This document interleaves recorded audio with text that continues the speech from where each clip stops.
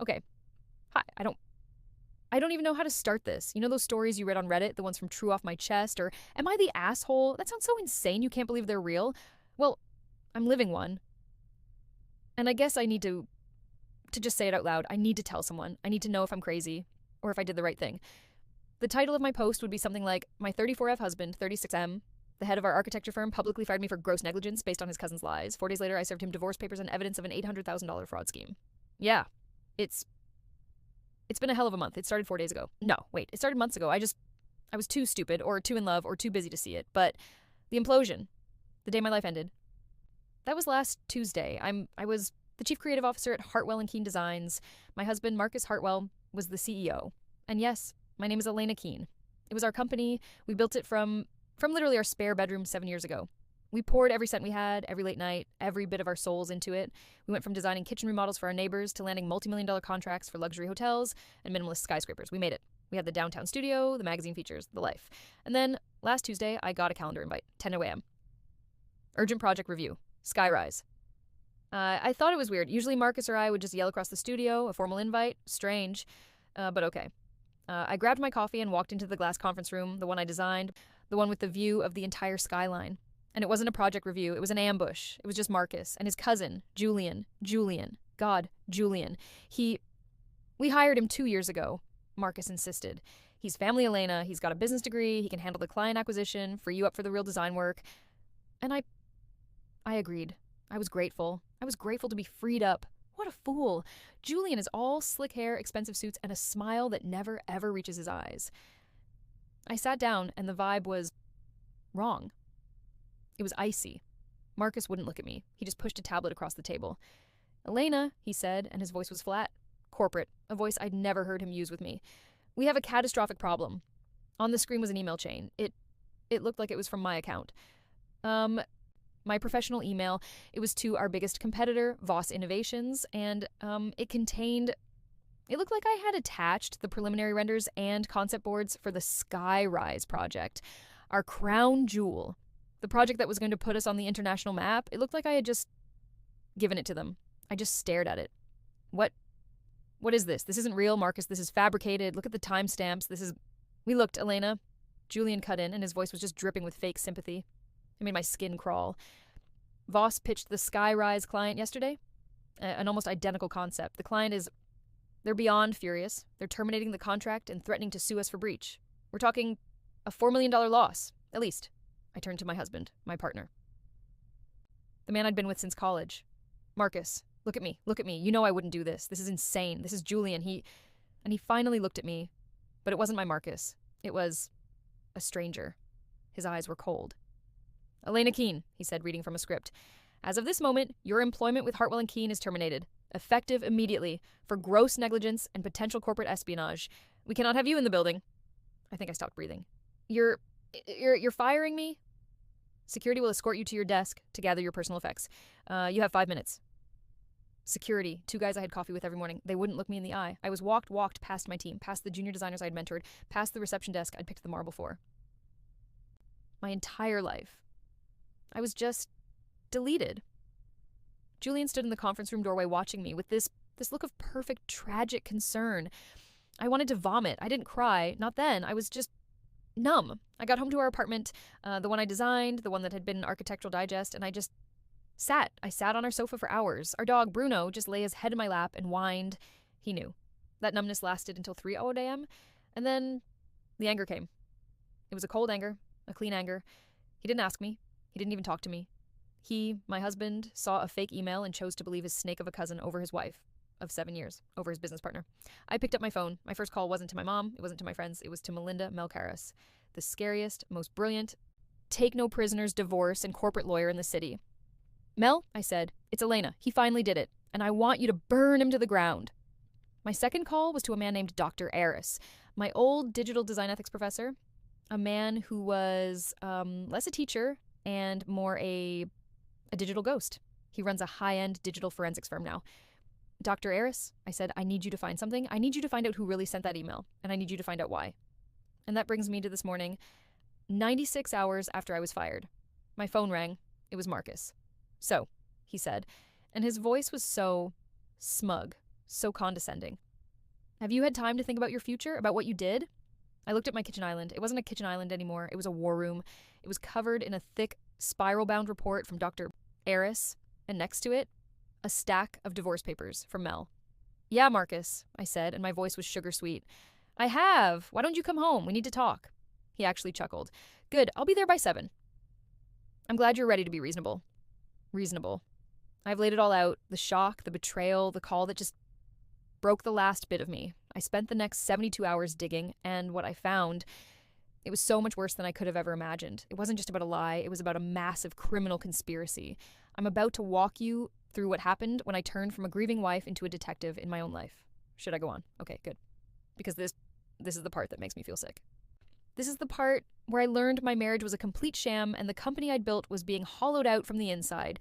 So Mel and Dr. Eris got to work. Mel, my lawyer, immediately filed a temporary injunction. It was brilliant. It wasn't a lawsuit yet. It was just a petition to the court to prevent the spoliation of evidence and to temporarily freeze all major financial movements and asset transfers within Hartwell and Keene pending a partner dispute. She argued that as a 50% partner and co-founder, my abrupt and irregular termination suggested potential malfeasance. The judge signed it. Marcus and Julian were legally blocked from shredding documents or moving large sums of money. They didn't even know what had happened yet. But Dr. Eris, my God, that man is a wizard. He's this cynical, semi-retired genius who just loves puzzles. And he loved this one. He started with the email that got me fired, the leak to Voss Innovations. He found it in 20 minutes. It's a fake, he said over a secure call. A well-crafted, but ultimately amateur spoof. The metadata is all wrong. It was routed through an anonymous server in Eastern Europe, but the sent signal was faked to look like it came from your workstation IP. It's a forgery, Elena, a $5,000 job. Tops. That was vindicating, but it was also terrifying. Someone spent money to frame me. But Dr. Eris didn't stop.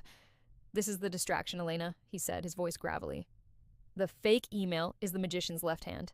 They're doing something with the right. What are they distracting from? I told him. I told him everything.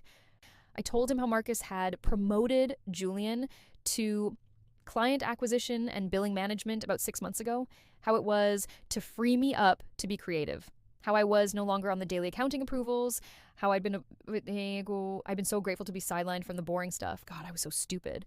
Dr. Eris went silent for 24 hours. I just paced. I paced my apartment, which suddenly felt like a cage I had designed for myself. I drank coffee until my hands shook. I talked to Mel, who was just building a case. She was pulling our prenup, our corporate filings, our personal bank statements. She was a general preparing for war. Then Tuesday night, Dr. Eris called me on a video chat. He looked gleeful. That's the only word for it, like a historian who just found a lost city. Okay, Elena, he said, sharing his screen. You were right to be suspicious of Mr. Julian, but he's not just a snake. He's an incredibly sloppy, arrogant idiot of a snake. He's been using a private off-books cloud server to run a side operation. He tried to wipe it. He thought hitting delete and format was enough. It wasn't. What I saw, it made my blood run cold. It was a mirror company, a new LLC. Apex Studio Designs, registered 3 months ago. The sole proprietor, Julian Hartwell. And it was full. It was full of our clients. Dr. Eris had recovered everything. The deleted files, the server logs, the bank records. Julian hadn't just been managing our clients, he'd been poaching them. He'd been systematically siphoning them off. Here's how the scam worked. He'd land a new client for Hartwell and Keene. Let's say a $50,000 retainer for a preliminary design phase. He'd log it in our books as a $15,000 consulting fee from a new client. Then he'd have the client wire the other $35,000 directly to his firm, Apex Studio Designs, for project management. He was using our name and reputation to land the deal, then diverting the majority of the funds to his own private company. And the worst part? He was using our resources to do the work. He'd use our junior designers, our render farms, our software licenses, all to complete the work for his company. He was billing clients $50K, paying us $15K, and pocketing $35K in pure profit while we paid for all the overhead. Dr. Eris had found it all. 18 different clients, a total of just over $800,000. Stolen in 6 months. But why? I whispered, just staring at the screen. Why frame me? Why not just keep stealing? Because you were about to find out, Dr. Eris said. He pulled up another file. An email from me, from my account to our head accountant, sent 2 weeks ago. I'd forgotten I'd even sent it. It said, hey, can we schedule my quarterly budget review? The numbers on the new client revenue stream look a little low compared to the workload. Just want to make sure we're billing correctly. I had scheduled an audit. The Q3 audit was for next week. Julian knew I'd find it. I was the only other person who actually understood the books and the design workload. He saw my audit email and he panicked. He couldn't just keep stealing. He had to get me out. He had to discredit me, fire me, and lock me out of the system before I ran the numbers. He had to make me the villain so I couldn't expose him as the thief. The leaked email was his desperate theatrical Hail Mary to save his own ass. But, Marcus, I whispered, my husband, did he know? Was he in on it? Dr. Eris's face softened. I can't find a direct link, Elena. The bank accounts, the LLC, it's all Julian. Marcus isn't on any of it, but I can find this. He pulled up an email chain between Julian and Marcus, starting 3 months ago. Marcus, buddy, I'm worried about Elena. She seems really unfocused. Hey, man, did you sign off on this new software? Elena's budgets are getting a little sloppy. Just a heads up, I heard Elena at the awards gala. She sounded almost dismissive of your contributions to the firm. I'm probably just imagining it, but I'm worried she's unhappy or getting a big head. He was poisoning the well for months, grooming Marcus, painting me as unstable, unreliable, and disloyal. So when he finally dropped that fake smoking gun email, Marcus was already primed to believe the worst of me. And that was worse. That was so much worse than him being a co-conspirator. He wasn't a criminal, he was a fool. A weak, pathetic, easily manipulated man who let his ego and his trust in his family completely eclipse his trust in his wife. He didn't conspire to rob me, he just let it happen. He chose to believe the lie because it was easier than believing I was smarter than him or that his cousin was a sociopath. So, yeah. That's what I was looking at when my husband called, asking if I was ready to be reasonable. I was looking at the divorce papers. I was looking at the complete forensic report. I was looking at a list of wire transfers that proved, without a shadow of a doubt, that his cousin was robbing us blind. And I was looking at the evidence that proved he framed me to cover it up. He was walking into a trap, and I was the one holding the door. I mean, put yourself in my shoes. You've just been betrayed by the two men you trusted most. Your life's work is on the line. What would you have done? Would you have just cried and given up, or would you have done what I did? Let me know what you think in the comments. Seriously, I really need to know if I went too far with what I did next. So 7 p.m. rolls around. Actually, 6:45 p.m. He was early. Punctuality is a form of power, right? He wanted to show me he was still the one in charge. I heard his key in the lock. That sound used to be the best part of my day. It used to mean he was home. Bruno, our dog, would usually sprint to the door. This time Bruno just looked at me from the sofa, let out a low whine, and stayed put. Smart dog. I stood by the kitchen island. I wasn't in my pajamas. I wasn't crying. I had showered, done my makeup, and put on the black sheath dress I wore when we won our first Innovators Prize. I looked, as my lawyer Mel would say, expensive and unbothered. Marcus walked in. He stopped when he saw me. He was clearly expecting, I don't know, tears, me on the floor, begging for my job back. He wasn't expecting this. Elena, he said, and there was a flicker of confusion in his eyes. You're dressed. Good. It shows you're taking this seriously. I've always taken our life seriously, Marcus, I said. My voice was calm. It was so calm it scared me. He walked past me into the living room, loosening his tie. He threw his briefcase onto the floor and collapsed into his chair. The Eames lounge chair, the one we'd promised ourselves we'd buy when we hit our first million. He looked comfortable. He was the king in his castle, about to deliver a verdict to his disgraced subject. Good, he said, steepling his fingers. Look, I've been talking with Julian all day. He feels just terrible about this. He really advocated for you. But Elena, the client is gone. We're looking at a $4 million lawsuit from Skyrise. My hands are tied. I just stayed silent. I let him talk. But because I still care about you, he continued. And oh, the condescension. Julian and I, we worked out a solution. We can't possibly have you back as a partner, or even a creative lead. The trust is, well, it's shattered. But Julian suggested, and I think it's very generous, that we could find a place for you, a junior designer role, off-site, of course. You'd report to one of the team leads. You could, contribute once you've shown you're truly sorry and rehabilitated. Helena ri. É som curto, afiado e totalmente sem humor. I actually laughed. A junior designer role for me, Elena Keene, in the company I named? Wow, that's incredibly generous, Marcus. Gosh, where do I sign? Should I get you some coffee? He frowned. He did not like the sarcasm. Elena, this isn't a joke. You committed corporate espionage. You're lucky. I'm not pressing criminal charges. I am offering you a lifeline. I am trying to save you from complete ruin. No, Marcus, I said. My voice dropped. The fake sweetness was gone. You're offering me scraps from a table that I built. But before I accept your generous offer, I have a few documents for you to review. I walked from the kitchen to the living room. I picked up the thick, spiral-bound report from Dr. Eris. It was heavy. I dropped it onto the coffee table in front of him. It landed with a loud thud. What's this? He asked, annoyed. Light reading, I said. Let's call it the Julian Hartwell Retirement Plan. Or maybe how to steal $800,000 in 6 months. Open it. He sighed, this big, put-upon sigh like I was a difficult child. He opened the cover. The first page was the letter of incorporation for Apex Studio Designs, LLC. His eyes scanned it. What is this, some new vendor? That, I said, is your cousin's actual project. So the one he's been working on while pretending to be your loyal little lapdog. Turn the page. The next page was a bank statement for Apex Studios. It showed the first wire transfer, $35,000. The client name next to it was one of our clients. The next page showed another and another and another. I watched his face. It was like watching a building collapse in slow motion. The color just drained from his neck up. His confident, smug expression just dissolved. He started flipping the pages faster and faster, his breathing getting shallow. He saw the diverted retainers, the falsified invoices, the P&L sheets for Apex, all totaling $808,450. This is, no, he whispered. This is a mistake. This is fabricated. You faked this. Did I? I said. I picked up my laptop from the mantel where it had been waiting. Did I fake this too? I hit play. It was the file Dr. Aris had recovered from Julian's wiped server. It wasn't just data. It was a screen recording. Julian, the arrogant moron, had recorded himself, probably to brag about later, I don't know. It was a recording of his desktop. We watched in silence as his cursor moved, as he opened a program to spoof an email address, as he typed my email address into the from field, as he attached our Skyrise renders, as he typed the message to Voss Innovations, as he hit send, and then, as if that wasn't enough, we heard his voice. He'd recorded a voice memo over it. It was shaky, but it was him. And scene, his voice crackled from my laptop speakers. The bitch is out. The company is mine. Marcus is too stupid to even see it coming. Fucking nailed it. Marcus made a sound. A choking, gagging sound. He didn't look at the laptop. He just stared at the report. He was shaking. His whole body. He framed me, I said. It wasn't a question. He's been stealing, Marcus whispered. From me, I corrected. You've just been watching, or managing me, was it? That got him. His head snapped up. His eyes were wide with pure animal panic. What? No, I didn't know. Elena, I swear, I didn't know about any of this. The money, the fake email, you didn't know, I said. You just believed him. You believed your snake of a cousin over your wife. You were so desperate to be the big CEO, so threatened by me, that you let him manage me. You let him poison you against me for months. You didn't conspire, Marcus. You were just weak. And that's so much worse. No, Elena, wait.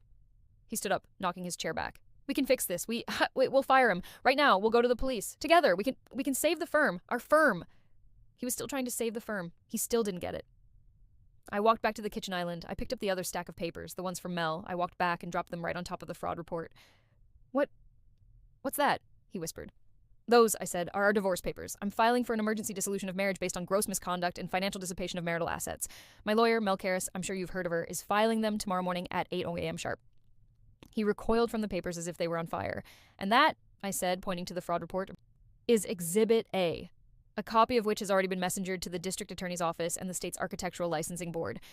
His knees literally buckled. He grabbed the back of the sofa to hold himself up. No, Elena. You can't. You'll destroy the company, our company, everything we built. You'll destroy me. I just looked at him. This broken, pathetic stranger in my living room. You already destroyed it, Marcus, I said. You just let your cousin hold the match. I went into our bedroom, my bedroom, and I locked the door. I left him out there with the ruins of our life. I actually slept. I think my body just shut down. I locked the door, collapsed into bed, and fell into this dark, dreamless sleep. When I woke up, it was 6 a.m. The sun was coming up. I walked out of the bedroom. He was gone. But the papers were still there. The divorce papers were scattered all over the coffee table. But the fraud report, that was gone. He'd taken it. I guess he thought, I don't know, that it was the only copy, that he could destroy it. I didn't care. I had a dozen digital copies. Mel had copies. The DA had a copy. My phone buzzed at 7:01 a.m. It wasn't a call. It was a Google alert I had set up for Hartwell and Keene. It was an article from Chloe, a very plugged-in, very sharp industry blogger I'd also given the report to. I'd given her the exclusive on the condition she hold it until 7:00 a.m. The headline was, a masterpiece. Hartwell and Keene in chaos. Co-founder Elena Keene fired, CEO's cousin accused of $800K fraud scheme and frame job. My phone didn't just buzz after that. It detonated. It was like a bomb went off in my life. Texts, emails, LinkedIn messages, missed calls, dozens of them. Clients, vendors, former employees, even people I hadn't spoken to since design school. Chloe's article was everywhere. It was a bloodbath. She'd used the non-libelous parts of the report, the corporate filings for Apex Studios, the timeline of my firing, and, the best part, on background quotes from 2 junior designers who had recently quit, citing Julian's toxic, secretive, and abusive management style. By 9:08 a.m., the calls from Marcus started. I watched his name flash on the screen over and over. I let every single one go to voicemail. I've still got them. They're quite a journey. Elena, pick up the phone. What did you do? You have to retract this. You're destroying us. Call me. Elena, please, I'm begging you. We can fix this. Just call off your lawyer. Tell the blogger it was a lie. I'll do anything. You vindictive, you're destroying everything we built. Everything. For what? Revenge? You're ruining my life. I saved them all. I forwarded them to Mel. At 10:30 a.m., Mel called me. Good morning, sunshine, she said. She was enjoying this. Quick suggestion, turn on the local news, Channel 4. I did. And, oh my God, there Liv was the front of our studio, my studio, 2 police cars, and 2 black sedans. The kind that mean federal. The DA hadn't wasted any time because Julian hadn't just been stealing. He'd been committing wire fraud, moving money across state lines, which is a federal crime. They were walking him out. Liv, on TV. Julian. In his $1,000 suit, his hair perfect, his hands cuffed behind his back, he looked confused, arrogant, and then he saw the news cameras, and his face it crumpled.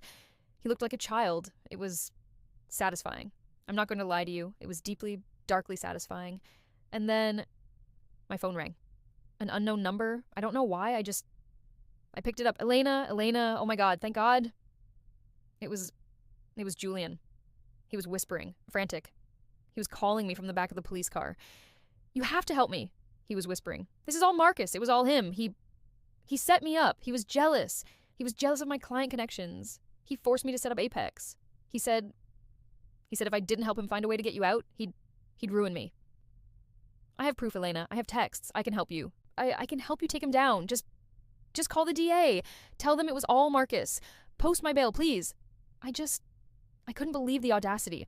The nerve. He was trying to flip. He was trying to sell out his own cousin, the man who had just destroyed his marriage and his company for him. Wow, Julian, I said, and my voice was ice. You're trying to betray the one person on earth who actually trusted you? You two really, truly deserve each other. I hung up. I screenshotted the call log, and I forwarded it to Mel, who forwarded it straight to the DA. The company, Hartwell and Keene, imploded that day. Our main investor called an emergency board meeting. The board was just me, Marcus, and her. Marcus, of course, was a no-show. The investor, a smart woman named Sarah, had read Chloe's article and Mel's full report. The meeting was short. Marcus was stripped of his CEO title and all operational control pending the criminal and federal investigations. The company was effectively frozen, bleeding clients, bleeding staff. The next 6 months were hell. Just pure, unadulterated, legal hell. It was depositions, audits, and court dates. Julian, facing a mountain of evidence and federal wire fraud charges, took a plea deal. He flipped. He admitted to everything. He admitted to the $800,000 fraud. He admitted to the frame job. He got 3 years in a minimum security federal prison. 3 years. For destroying my life's work.